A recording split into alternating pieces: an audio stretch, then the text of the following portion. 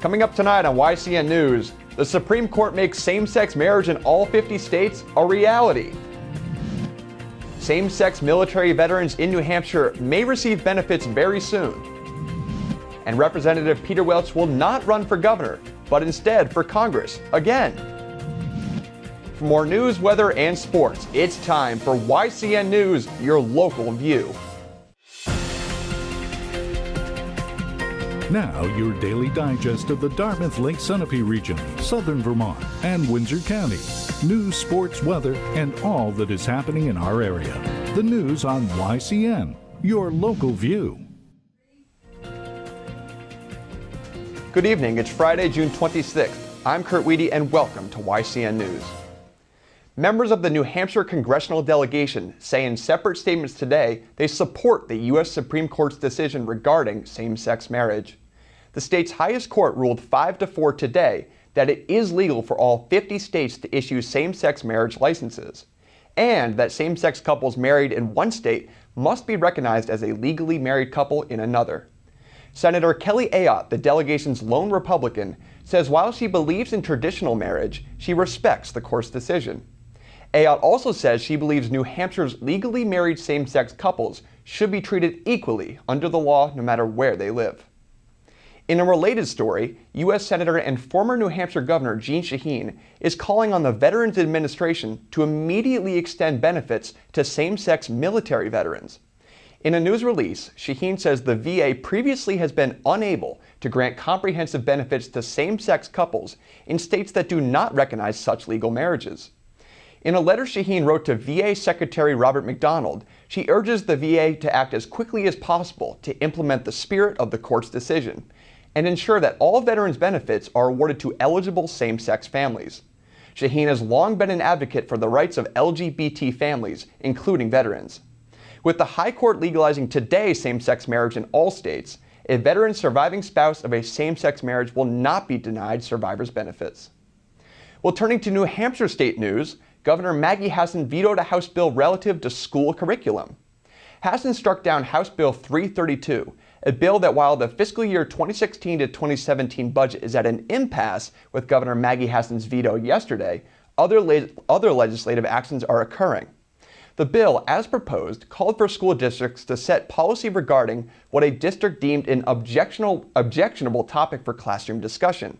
This might include a book or a lesson on sexual health, for example. Hassan says state law already provides protections that allow parents to opt their children out from curricula that the parents consider to be objectionable. This unnecessary law would only serve to inhibit classroom discussions and access to important information about health education, while opening the door to notification policies that could lead to censorship. Top statewide news from Vermont today is that U.S. Representative Peter Welch will not run for governor of the Green Mountain State. Welch's name had been mentioned as a possible candidate for the 2016 gubernatorial race after current Governor Peter Shumlin announced he would not seek another term. Instead of running for governor, Welch says that he will run for re-election according to Vermont Public Radio. Coming up next on YCN News, we hear from Representative Neil Kirk on the prospects of Medicaid expansion. We'll have that conversation for you when YCN News continues. The YCN News continues in a moment. Welcome back to YCN News. I'm Kurt Weedy. Well, one issue that brought disagreement between Governor Maggie Hassan and the legislature is Medicaid expansion, which is set to expire at the end of 2016. Representative Neil Kirk commented on the prospects of this issue in his conversation with John O'Connor. I see something the Republicans want, the reduction in business profits taxes. I see something the governor wants, and I see the potential of a compromise. The compromise might be business taxes for a state employee pay increase, but as far as expanded Medicaid goes, that is not on the table to be compromised. You can watch this full interview on Capital Connections. In local news, a well-known business in Claremont with fans throughout the nation is getting a new address. The North Country Smokehouse will open a second production facility, this time in industrial-zoned Sid Clark Park near River Road on routes 12 and 12A. The expansion will allow the smoked food producer to increase its mail order operation. Its main location at 471 Sullivan Street near the Claremont Municipal Airport will remain open and a distribution center. The Eagle Times reports the company's location in the industrial park will be ready sometime next year. Turning from thoughts of smoked meats and cheeses to hot dogs, a treat for the 4th of July, comes this next reminder of boating during warm weather. Beginning today and running through Sunday, the Vermont State Police Marine Division, Grand Isle Sheriff, Colchester Police Marine Patrol, and the Burlington U.S. Coast Guard Station will participate in the national Operation Dry Water campaign. This is a national campaign that occurs annually to promote safe and sober boating as we enter the boating season.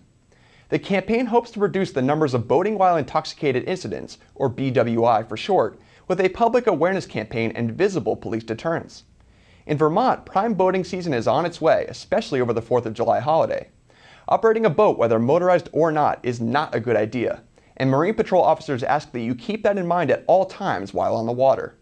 For boating and water safety tips, check out the website shown on the screen. Well, coming up next on YCN News, Kearsarge Chronicle's Lynn Solomon sat down with June Fichter of the Lake Sunapee Protective Association. They talked about boating safety as we head into prime boating season in the summer. We'll have that conversation for you when YCN News continues. The YCN News continues in a moment. Welcome back to YCN News. I'm Mike Pizzone. Well, it wasn't a bad way to end the work week with all this nice weather, but it looks like things may take a turn for the worse tomorrow afternoon and into Sunday.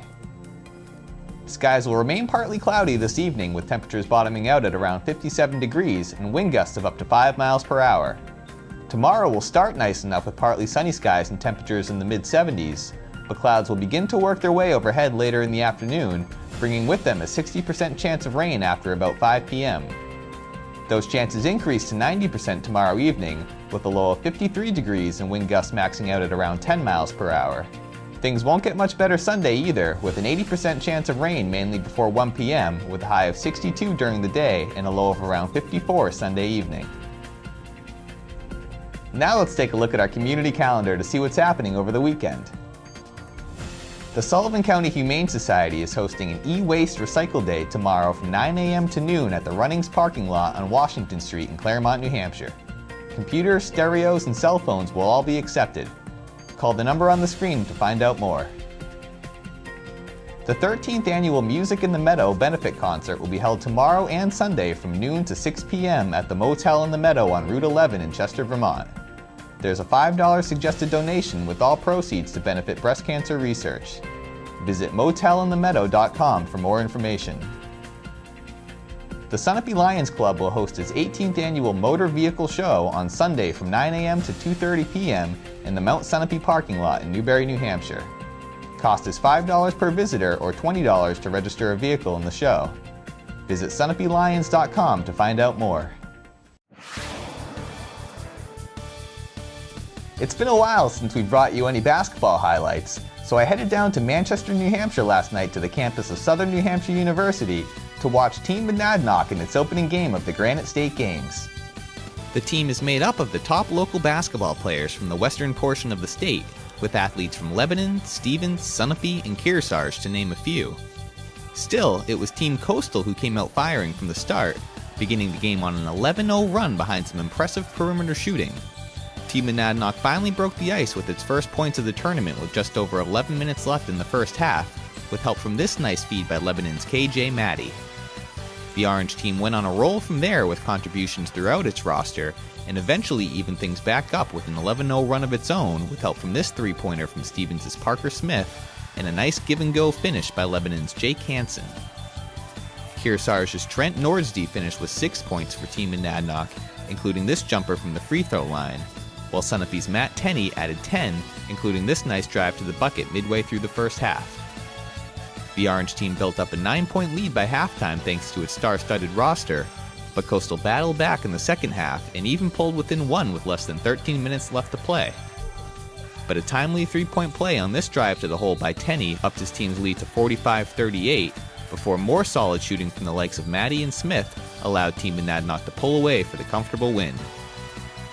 Maddie led the way with 18 points on 4 3-pointers, followed by Smith with 13 points on a pair of trays. The teams will each play 2 more games of pool play tomorrow, before single elimination bracket play begins tomorrow evening. The gold medal game will be held Sunday morning.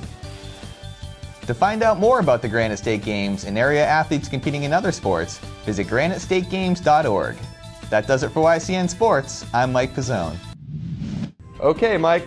Coming up next, Capital Connections host John O'Connor and our news director Lisa Connell discuss the big stories of the past 4 days in our Week in Review segment.